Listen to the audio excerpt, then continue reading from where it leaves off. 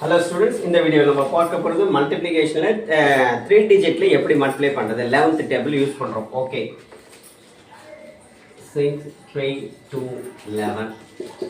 First இந்த number எழுதிங்க 2.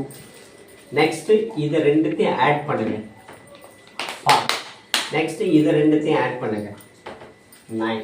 இந்த 6 எடுத்துக்கோங்க. ஓகே, அடுத்து பாருங்க 7